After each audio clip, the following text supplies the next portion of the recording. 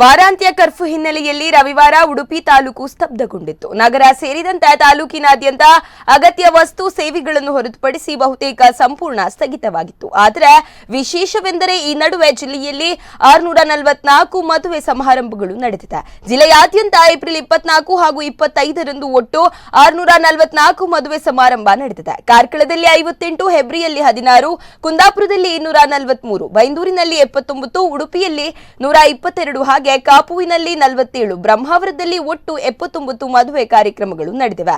ಇದೆಲ್ಲವೂ ಆಯಾ ತಾಲೂಕಿನ ತಹಶೀಲ್ದಾರ್ ಅವರ ಅನುಮತಿ ಪಡೆದುಕೊಂಡು ನಡೆದ ಕಾರ್ಯಕ್ರಮಗಳಾಗಿದ್ದು, ಜನರು ಆಡಂಬರದ ಮದುವೆಗಳಿಗೆ ಗುಡ್ ಬೈ ಹೇಳಿ ಸರಳ ಮದುವೆಗಳ ಕಡೆಗೆ ಮುಖ ಮಾಡಿದ್ದಾರೆ.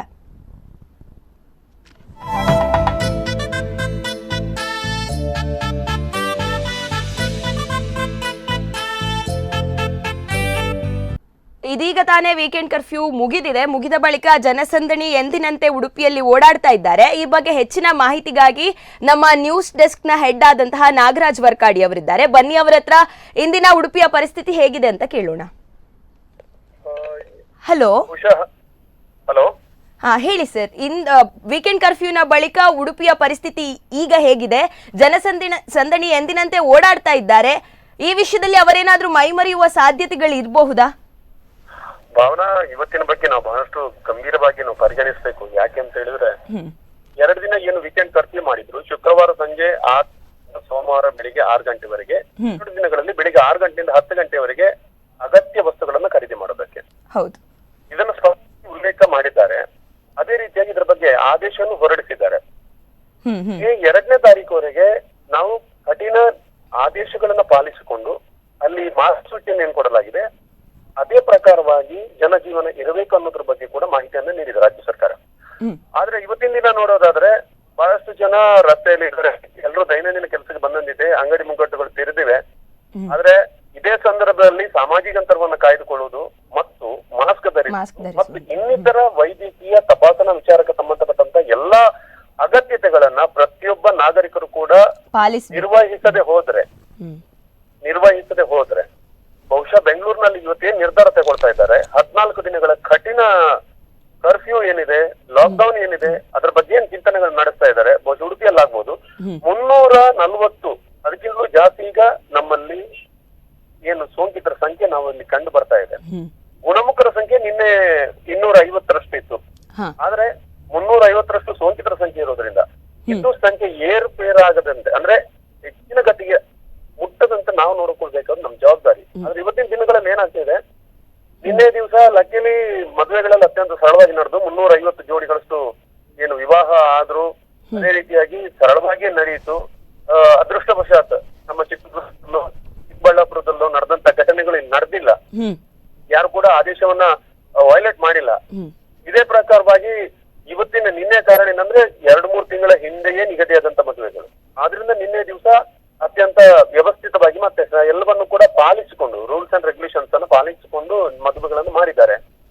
ಜೊತೆಗೆ ಇವತ್ತು ವೀಕೆಂಡ್ ಕರ್ಫ್ಯೂ ತೆರವಾಗಿದೆ ಅನ್ನೋ ನಾವೆಲ್ಲರೂ ಕೂಡ ಮೈ ಮರೆತರೆ ಬಹುಶಃ ಮುಂದೊಂದು ದೊಡ್ಡ ಅನಾಹುತಕ್ಕೆ ನಾವೇ ದಾರಿ ಮಾಡಿಕೊಟ್ಟಂಗಾಗುತ್ತೆ. ಸದ್ಯಕ್ಕೆ ಬಸ್ಸುಗಳು ಓಡಾಡ್ತೇವೆ, ಸಾಮಾಜಿಕ ಅಂತರ ಕಾಯ್ದುಕೊಳ್ತಾ ಇದ್ರೆ ಮಾಸ್ಕ್ಗಳನ್ನು ಧರಿಸದಂತೆ ಕಾಣ್ತಿದೆ. ಉಡುಪಿ ಮಟ್ಟಿಗೆ ನಾವು ರಾಜ್ಯಕ್ಕೆ ಹೋಲಿಸಿದ್ರೆ, ರಾಜ್ಯದಲ್ಲಿ ಇತರ ಜಿಲ್ಲೆಗಳಿಗೆ ಹೋಲಿಸಿದ್ರೆ ನಾವು ಉಡುಪಿ ಅತ್ಯಂತ ನಾವೊಂದು ಒಳ್ಳೆಯ ಸಿಚುವೇಶನ್ ಅಥವಾ ಸ್ಥಿತಿಯಲ್ಲಿ ಇರ್ತೀವಿ. ಆದ್ರೆ ಇದನ್ನ ಮೈಮರೆತರ ಮಾತ್ರ ಬಹಳಷ್ಟು ಕಷ್ಟ ಇದೆ.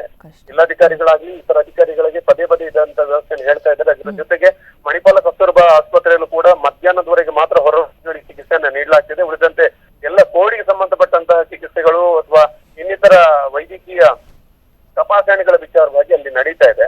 ಬಹುಶಃ ಪ್ರತಿಯೊಬ್ಬ ನಾಗರಿಕನ ಜವಾಬ್ದಾರಿಯಿಂದ ಇದನ್ನ ತಿಳ್ಕೊಂಡು ನಾವು ಪಾಲಿಸಿದ್ರೆ ನಾವು ಒಂದಷ್ಟು ಸೇಫ್ ಆಗ್ಬಹುದು.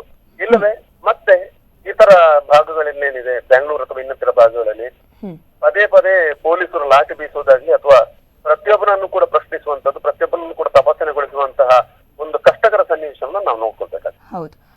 ಹೌದು ಸರ್. ಇದೇ ವೇಳೆಯಲ್ಲಿ ಇನ್ನೊಂದು ವಿಚಾರವಾಗಿ ಬಹಳ ಆಕ್ರೋಶ ವ್ಯಕ್ತವಾಗ್ತಿದೆ. ಅದು ಪಾರ್ಲರ್ ಮತ್ತೆ ಸಲೂನಿಗೆ ಅವಕಾಶ ನೀಡಿದ್ದಾರೆ ಅದನ್ನು ಓಪನ್ ಇಡ್ಲಿಕ್ಕೆ.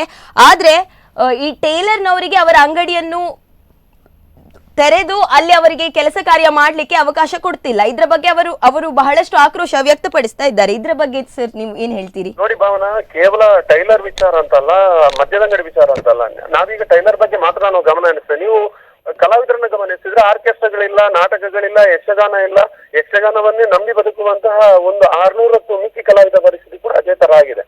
ಆದ್ರೆ ಇದನ್ನ ಸೂಚನೆ ಮಾಡುವವರಾಗ್ಲಿ ಪಾಲಿಸುವವರಾಗ್ಲಿ ಒಂದಷ್ಟು ವಿಭಾಗ ಇದ್ರೆ, ಇದು ಯಾರು ಈ ಒಂದು ವಿಭಾಗಕ್ಕೆ ಈ ಪಟ್ಟಿಗೆ ಯಾರು ಸೇರ್ಬೇಕು ಅನ್ನೋದನ್ನ ನಿರ್ಧಾರ ಮಾಡುವವರು ಕೂಡ ಮೇಲ್ನ ಇದ್ದವರು ರಾಜಕಾರಣಿಗಳು ಮತ್ತು ಅಧಿಕಾರಿಗಳು.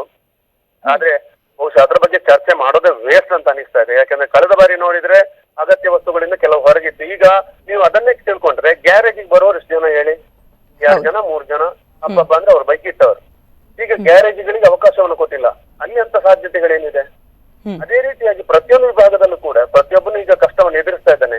ಇದಕ್ಕೆಲ್ಲ ನಾವು ಹೋರಾಟ ಮಾಡುವಂತ ಸಮಯ ಅಲ್ಲ. ಇದು ನಮ್ದಕ್ಕೆ ಸೇರ್ತಿಲ್ಲ. ಯಾಕಂದ್ರೆ ಇದು ನಮ್ಮ ಹೋರಾಟಗಳು ಮುಟ್ಟೋದಕ್ಕೆ ಸಾಧ್ಯನೂ ಇಲ್ಲ. ಈಗ ಜನ ಸೇರ್ಲೇಬಾರ್ದು ಅಂದ್ಮೇಲೆ ಹೋರಾಟ ಯಾರತ್ತ ಮಾಡ್ತೀವಿ? ನಾವು ಗುಂಪು ಕೊಡೋದು ಹೇಗೆ? ಪ್ರತಿಭಟನೆ ಮಾಡೋದು ಹೇಗೆ? ಮನವಿಗಳನ್ನಷ್ಟೇ ಸಲ್ಲಿಸಬಹುದು. ಈಗ ಮನವಿ ಸಲ್ಲಿಸುವುದು ಇದೆಲ್ಲವೂ ಕೂಡ ಸೆಕೆಂಡರಿ ಆಗುತ್ತೆ. ಫಸ್ಟ್ ಆಫ್ ಆಲ್ ಏನಂದ್ರೆ, ನಮ್ಮ ಇರುವ ಇತಿಮಿತಿಯೊಳಗೆ ನಾಳೆಯ ದಿನಕ್ಕೆ ಬೇಕಾಗಿ ನಾವು ಇವತ್ತು ನಮ್ಮ ಭದ್ರತೆಯನ್ನ ಕಾಯ್ದುಕೊಳ್ಬೇಕಾದ ಅತ್ಯಂತ ಅಗತ್ಯ ಅಂತ ಕಾಣಿಸುತ್ತೆ ಭಾವನಾ. ಆಯ್ತು ಸರ್, ಮಾಹಿತಿಗಾಗಿ ಧನ್ಯವಾದಗಳು.